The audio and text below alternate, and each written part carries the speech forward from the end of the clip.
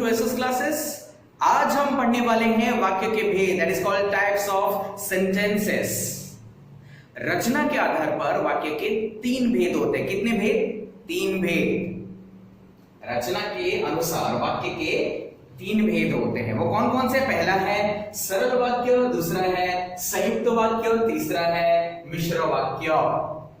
सरल वाक्य क्या होता है? सरल वाक्य सरल ही होता है। जैसे छात्र विद्यालय जा रहे हैं, मैं रास्ते से जा रहा था, वो भेलपुरी खा रहा था, उसने मुझे धोखा दिया, वो वहां मर गया, किंतु लेकिन परंतु इसमें नहीं आ रहा है, तो ये क्या है? सरल वाक्य होता है, या पहले से ही जानते हो। दूसरा है संयुक्त वाक्य। संयुक्त वाक्य में क्या होता है? आपने पिछले वीडियो में हमने देखा होगा समुच्चय बोधक अव्यय आपने पढ़ा होगा। क्या? समुच्चय बोधक अव्यय। ये समुच्चय बोधक अव्यय क्या होता है? दो सेंटेंस को जोड़ने का काम करता है, यानी दो शब्दों को भी जोड़ने का काम जो करता है उसे कहते हैं समुच्चय बोधक अव्यय। जो समुच्चय बोधक अव्यय होता है वही होता है संयुक्त वाक्य, यानी कंपाउंडिंग करता है वो सेंटेंसेस की, तो उसके बोलते हैं कंपाउंड सेंटेंस। क्या है? मैं आ रहा था और वो जा रहे थे। मैं आ रहा था और वो जा रहे थे। और क्या है? संयुक्त वाक्य है। मुझे पता था लेकिन मैं जा नहीं पाया। मुझे पता था लेकिन मैं जान ही नहीं पाया। लेकिन, तो लेकिन क्या है? संयुक्त वाक्य है। इसके बाद राम तथा श्याम घुड़सवारी कर रहे थे। राम तथा श्याम घुड़सवारी कर रहे थे। तथा क्या है भाई? संयुक्त वाक्य है। इसके बाद मिश्र वाक्य क्या है? दूसरा सेंटेंस पहले सेंटेंस के ऊपर डिपेंड रहता है या फिर निर्भर रहता है, उसे कहते हैं मिश्र वाक्य। कैसे? मेरे लिए मेरा परिवार सब कुछ है इसलिए मैं कहीं नहीं जाऊंगा। मेरे लिए मेरा परिवार सब कुछ है, कॉमा, इसलिए मैं कहीं नहीं जाऊंगा। यहां पर कॉमा आया है, आप देख सकते हैं, कॉमा, इसलिए मैं कहीं नहीं जाऊंगा। इसलिए मैं कहीं नहीं, क्यों नहीं जाऊंगा? क्योंकि मेरे लिए मेरा परिवार ही सब कुछ है। मेरे लिए मेरा परिवार ही सब कुछ है, इसलिए मैं कहीं नहीं जाऊंगा।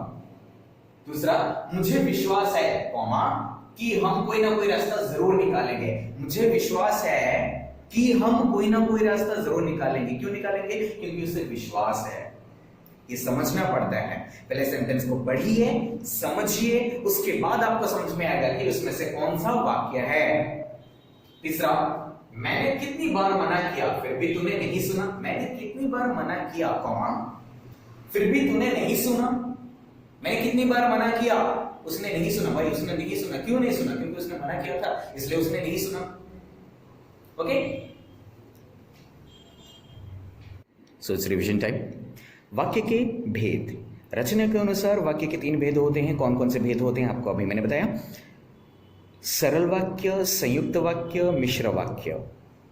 इसमें पहला, छात्र विद्यालय जा रहे हैं, मैं रास्ते से जा रहा था, वो भेलपुरी खा रहा था, ये सब के सब सरल वाक्य हैं।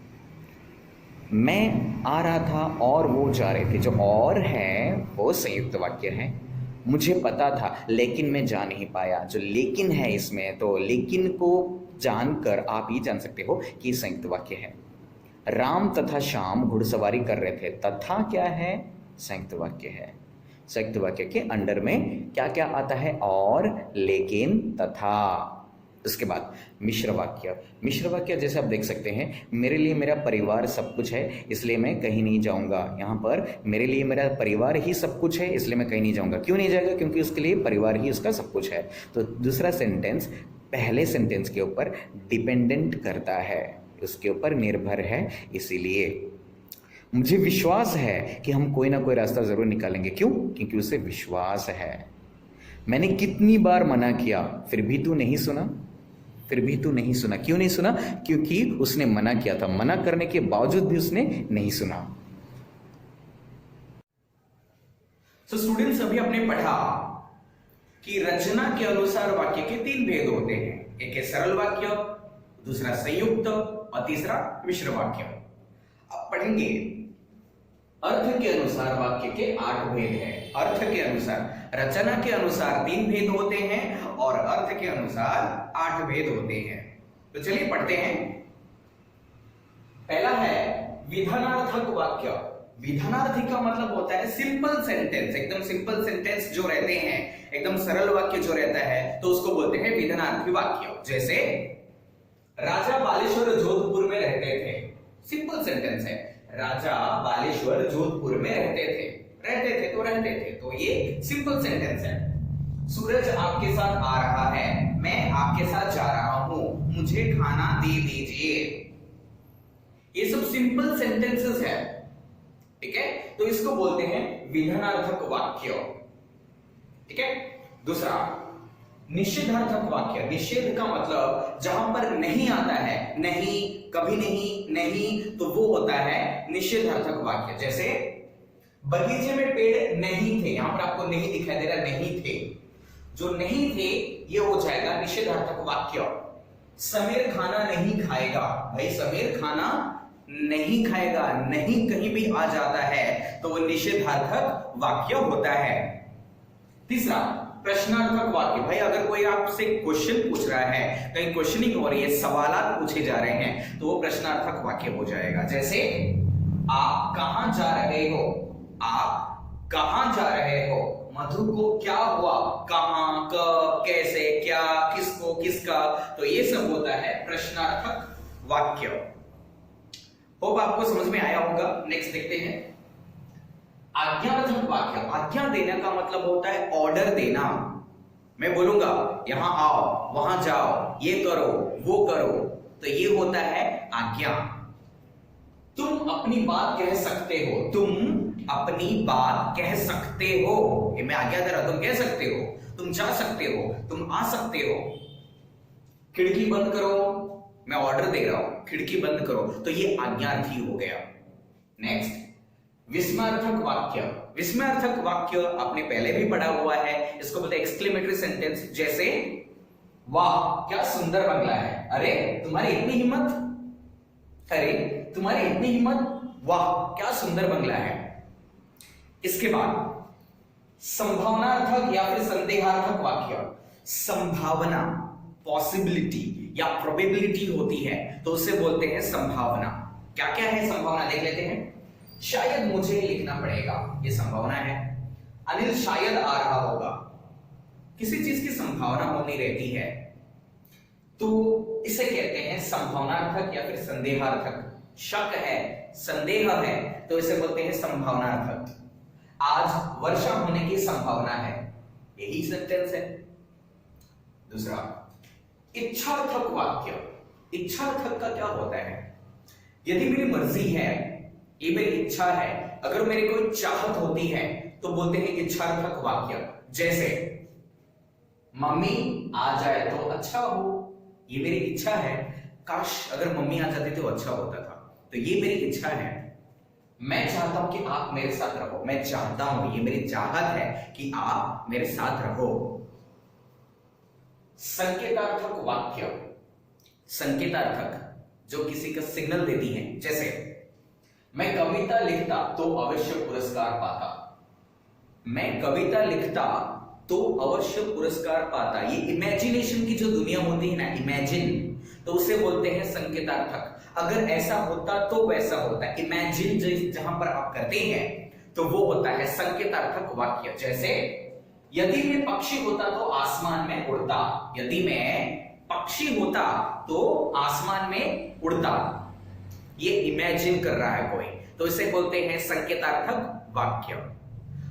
और हमारे वीडियो को आज जल्द से जल्द सब्सक्राइब कर लीजिए, ऐसे ही नए नए मजेदार वीडियोस हम आपके लिए लाते रहेंगे। Thank you. सो स्टूडेंट, आज आपने पढ़ा वाक्य के भेद। आपको पता है कि अर्थ के अनुसार वाक्य के 8 भेद होते हैं। कितने? 8 भेद होते हैं। कौन कौन से होते हैं चलिए देख लेते हैं। पहला विधानार्थक वाक्य, विधान को दर्शाता है, मतलब ऐसे सेंटेंसेस जो विधान को दर्शाता है। विधान का मतलब होता है कि एकदम सिंपल सेंटेंसेस, इसमें कोई तोड़ मरोड़ नहीं की गई है, जैसे लेकिन, किंतु, परंतु, यदि, तो, ऐसा। तो जैसे राजा बालेश्वर जोधपुर में रहते थे, सूरज आपके साथ आ रहा है, तो ये एकदम सिंपल सेंटेंसेस है, तो इसको बोलते हैं विधानार्थक वाक्य। मैं आपके साथ आ रहा हूं, वो आपके साथ रहना चाहता है, जो भी है, तो ये विधानार्थक वाक्य है, ये सिंपल सेंटेंसेस है। उसके बाद दूसरा निषेधार्थक वाक्य। निषेध का मतलब होता है नहीं, यदि आप कहीं भी सुने कहीं भी पाए निषेध, इसका मतलब होता है नहीं, जहां पर मना किया गया हो, जहां पर नकारार्थी वाक्य हो तो उसे कहते हैं निषेधार्थक वाक्य। जैसे बगीचे में पेड़ नहीं थे, समीर खाना नहीं खाएगा, यहां पर दोनों में नहीं और नहीं आ रहा है, तो ये होता है निषेधार्थक वाक्य। तीसरा प्रश्नार्थक वाक्य। भाई प्रश्नार्थक का मतलब क्या होता है? जब आप किसी से क्वेश्चन पूछते हैं, किसी से सवालात करते हैं, तो वो होता है प्रश्नार्थक। जैसे आप कहाँ जा रहे हो, मधु को क्या हुआ, कैसे हुआ, क्यों हुआ, तो ये सब प्रश्नार्थक वाक्य होते हैं। चौथा आज्ञार्थक वाक्य। आज्ञार्थक का मतलब होता है ऑर्डर देना। आज्ञार्थक का मतलब होता है ऑर्डर देना। तुम अपनी बात कह सकते हो, खिड़की बंद करो, यहां आओ, वहां जाओ, तो ये सब आज्ञार्थक वाक्य होते हैं। होप आपको समझ में आ गया होगा। फिफ्थ विस्मयार्थक वाक्य। यहां पर वंडर हो जाते हैं, आश्चर्यचकित हो जाते हैं, दुख होता है, सुख होता है, आनंदित हो जाते हैं। जैसे वाह क्या सुंदर बंगला है, अरे तुम्हारी इतनी हिम्मत, तो ये होता है विस्मयार्थक वाक्य। छठा संभावनार्थक वाक्य या फिर संदेहार्थक वाक्य। जहां पर संदेह होता है, जहां पर संभावना होती है, जहां पर पॉसिबिलिटी होती है, ये होने की संभावना है, पॉसिबिलिटी है, तो उसे कहते हैं संभावनार्थक या फिर संदेहार्थक वाक्य। जैसे शायद मुझे ही लिखना पड़ेगा, अनिल शायद आ रहा होगा, आज वर्षा होने की संभावना है, तो ये संभावनाओं को दर्शाती है।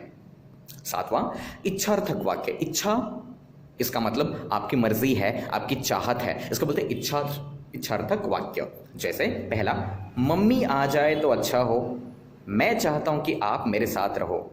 मम्मी आ जाए तो अच्छा हो, मैं चाहता हूं कि आप मेरे साथ रहो, ये मेरी इच्छा है। मैं चाहता हूं कि आप मेरे साथ रहो, ये मेरी चाहत है, ये मेरी इच्छा है, ये मेरी मर्जी है। ठीक है। आठवां संकेतार्थक वाक्य। संकेत का मतलब आपको कोई सिग्नल देने की कोशिश कर रहा है। फिलहाल तो मैं ये कहना चाहूंगा कि संकेतार्थक वाक्य आप कैसे पहचानेंगे? एक वर्ड दूसरे वर्ड के ऊपर डिपेंड रहता है। जैसे आप एक इमेजिन करो, संकेतार्थक आप सोच लो कि आप कोई इमेजिन कर रहे हो, इमेजिनेशन की दुनिया है, आप सिर्फ सोच रहे, कल्पना कर रहे हो। जैसे मैं कविता लिखता तो अवश्य पुरस्कार पाता, ये सिर्फ आपकी कल्पना है, ये आपका इमेजिनेशन है। दूसरा यदि मैं पक्षी होता तो आसमान में उड़ता, ये आपका इमेजिनेशन है। यदि मैं अमीर होता तो लैम्बोर्गिनी कार से घूमता, ये आपका इमेजिनेशन है। तो इसे कहते हैं संकेतार्थक वाक्य। ठीक है। होप कि आपको समझ में आ गया हो।